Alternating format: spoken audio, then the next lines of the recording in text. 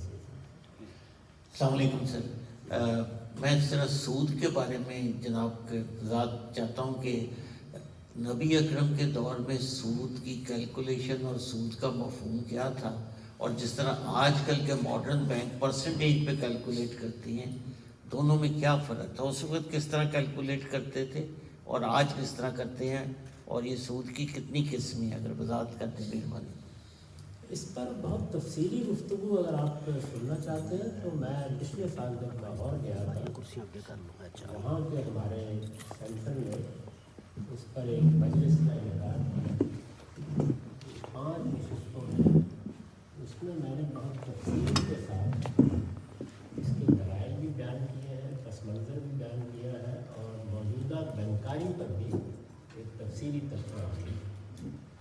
اس کو آپ وہاں سن لیجیے۔ مختصر جواب یہ ہے کہ سود ہر دور میں ایک ہی رہا ہے، وہ رسالت مآب سے 5000 سال پہلے بھی وہی تھا، آپ کے زمانے میں وہی تھا، اب بھی وہی ہے۔ سود یہ ہے کہ آپ قرض پر نفع کا مطالبہ کریں۔ اللہ تعالیٰ نے جو اخلاقیات ہمیں سکھائی ہے اس میں قرض کوئی کاروباری معاملہ نہیں ہے، قرض چیریٹی ہے۔ ایک شخص آپ کے پاس اپنی کوئی ضرورت لے کے آ گیا ہے، وہ کوئی ذاتی ضرورت بھی ہو سکتی ہے، کاروباری ضرورت بھی ہو سکتی ہے، اس نے آپ سے روپیہ مانگا ہے، قرض چاہا ہے۔ اللہ تعالیٰ تو یہ فرماتے ہیں کہ اگر تمہاری کاروباری، ذاتی حال اور مستقبل کی ضرورتوں سے زیادہ ہے ویسے ہی دے دو۔ یہ پہلا درجہ ہے، اسی کو ہمارے دین پہ انفاق کہا جاتا ہے، دے دو۔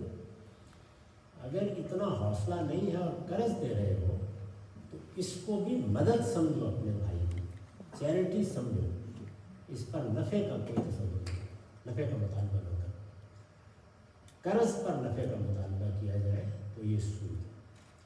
چنانچہ ہماری مسلمانوں کی پوری تاریخ میں بھی، یہود کی پوری تاریخ میں بھی، اور دنیا کی پوری تاریخ میں بھی ہمیشہ قرض کی یہی صورت ہے جس کو قابل مذمت سمجھا گیا، اور سود کی تعریف بھی یہی کی گئی ہے کہ کل قرض جر نفع فہو ربا۔ جب بھی کوئی شخص قرض پر نفع کا مطالبہ کرے گا تو اصل میں سود کھائے گا، اس نے ایک بھائی کی ضرورت سے غلط فائدہ اٹھایا۔ اس کے ساتھ اس کے دلائل بھی بیان کیے ہیں، پس منظر بھی بیان کیا ہے، اور موجودہ بینکاری پر بھی ایک تفصیلی تذکرہ دی۔ اس کو آپ وہاں سن لیجیے۔ مختصر جواب یہ ہے کہ سود ہر دور میں ایک ہی رہا ہے، وہ رسالت مآب سے 5000 سال پہلے بھی وہی تھا، آپ کے زمانے میں وہی تھا، اب بھی وہی ہے۔ سود یہ ہے کہ آپ قرض پر نفع کا مطالبہ کریں۔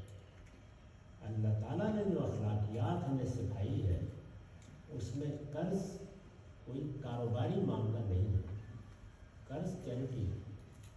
ایک شخص آپ کے پاس اپنی کوئی ضرورت لے کے آ گیا ہے، وہ کوئی ذاتی ضرورت بھی ہو سکتی ہے، کاروباری ضرورت بھی ہو سکتی ہے، اس نے آپ سے روپیہ مانگا ہے، قرض چاہا ہے۔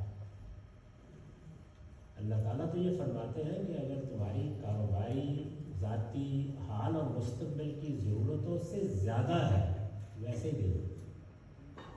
یہ پہلا درجہ ہے، اسی کو ہمارے دین پہ انفاق کہا جاتا ہے، دے دو۔ اگر اتنا حوصلہ نہیں ہے اور قرض دے رہے ہو تو اس کو بھی مدد سمجھو، اپنے بھائی کی چیریٹی سمجھو، اس پر نفع کا کوئی تصور نہیں، نفع کا مطالبہ نہ کرو۔ قرض پر نفع کا مطالبہ کیا جائے تو یہ سود ہے۔ چنانچہ ہماری مسلمانوں کی پوری تاریخ میں بھی، یہود کی پوری تاریخ میں بھی، اور دنیا کی پوری تاریخ میں بھی ہمیشہ قرض کی یہی صورت ہے جس کو قابل مذمت سمجھا گیا، اور سود کی تعریف بھی یہی کی گئی ہے کہ کل قرض جر نفع فہو ربا۔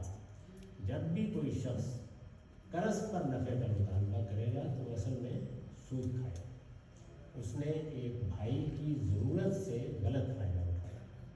اس کو تو اپنا مال اپنے بھائی کی خدمت میں ویسے ہی پیش کر دینا چاہیے، یہ حوصلہ نہیں کر سکا اور اس نے قرض دیا ہے تو اس نے واپس वापस ले लेना है तो असल ज़र्ब पर इत्तेफाक है, इसमें और कोई बहस ही नहीं है। ये नेकी और खैर का काम है। हमारी फिक भी जो हमारे यहाँ जूरिस्प्रूडेंस डेवलप हुई वो भी इसके लिए जो लफ्ज़ इस्तेमाल करती है वो ये है कि ये कर्ज देना असल में तबर्रो का अमल है।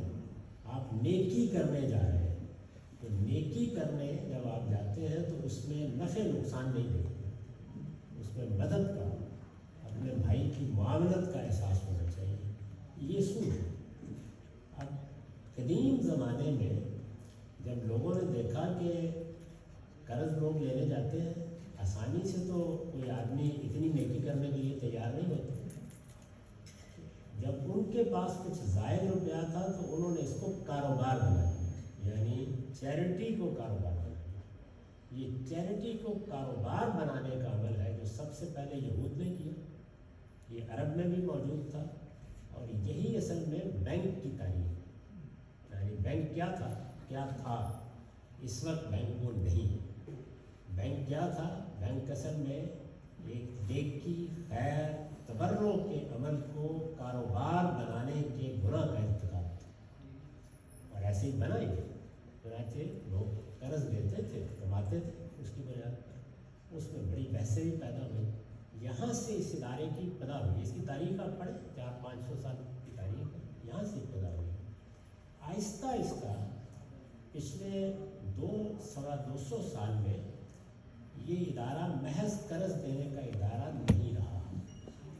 इसने इस अमल को, यानी जिस तरीके से पहले कर्ज देने के नेकी के काम को कारोबार बनाया गया था, उसी तरह इसने आहिस्ता आहिस्ता हकीकी मानी में उसको कारोबार में ढालना शुरू किया।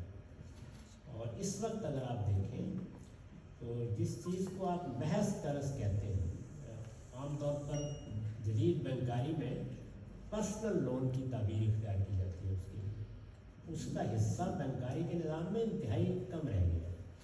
यानी बाज़ जगहों पर 5% है, बाज़ जगहों पर 2% है, बाज़ इससे भी कम हो गया। ज़्यादातर बैंक क्या कर रहा है, या वो प्रोजेक्ट फाइनेंसिंग कर रहा है, जैसे कारोबारी लोग जाते हैं, उन्होंने फैक्ट्री लगानी है, कारोबार करना है, उसमें वो शिरकत करता है। और दूसरे मॉर्गेज में बड़े पैमाने पर वो बै और शरा कर रहा है, खरीदो फरोख्त कर रहा है। लेकिन चूँकि उसकी पदा वहाँ से हुई है, इरफान मलिक, टोरंटो 360, वो हर जगह मनी लेंडिंग, बोरोइंग और लोन की इस्तेलाह इस्तेमाल करता है, यानी उससे जान नहीं छुड़ा सकता। तो नतीजे के तौर पर अब एक गलत काम या नाजायज़ काम और बहुत बड़े पैमाने का जायज़ काम दोनों ने मुआनका कर दिया। मौजूदा बैंकारी की तस्वीर ये है। तो इस वजह से हम इनसे क्या कहते हैं, हम ये कहते हैं कि एक तरफ हमारे पुराने उलमा इस तब्दीली को समझें कि ये अब महज कर्ज देने का इदारा नहीं है, ये प्रोजेक्ट फाइनेंसिंग कर रहा है और उसके साथ मॉर्गेज में चला गया, जो बै और शरा है, जिसमें चीज़ें खरीद के किस्तों पर बेच दी जाती है। इसको अलग समझें और इसको अलग प्लेस करें, क्योंकि ये तो बिल्कुल जायज़ काम है। और दूसरा मसला क्या है कि बैंक और बैंकों को चलाने वाले इस पर गौर करें कि वो कर्ज की इस ताबीर से निजात हासिल करें। चुनांचे मैंने अपने बाद आर्टिकल्स में ये कहा है कि प्रोजेक्ट फाइनेंसिंग को आप प्रिंसिपल सिक्योर्ड फाइनेंसिंग का नाम दें, वो हकीकत में ये है, लेकिन आप उसको जब लोन कहते हैं तो जाहिर है कि उसके ऊपर फिर वही हुक्म लगना शुरू हो जाता है। इसी इख्तलात की वजह से अगर आप आलम इस्लाम का जायज़ा लें तो पिछले 100-125 साल में बर्रे सगीर के इल्म में उस पुरानी इसकी हैसियत को सामने रख कर इसकी तब्दीलियों को कबूल करने से इनकार किया है और इसको हराम करा दिया। वो आज भी यही कहेंगे। और मिस्र और शाम के उलमा ने इसमें तब्दीलियों को मलहूज़ रखा है और इसको हराम करा। यानी वजह यही हुई है कि दो चीज़ें मिल गई हैं। मेरे नज़दीक ये अब ना मुतलकन हलाल है ना मुतलकन हराम है, ये अब मुश्तबिहात में से, इसलिए इसको चंद इक़दामात के बाद बिल्कुल दुरुस्त किया जा सकता है। वो मैंने अर्ज़ कर दी। यानी कुछ उलमा आगे बढ़े और हकीकत को समझें, और कुछ बैंकार आगे बढ़े और कर्ज की ताबीर से जान।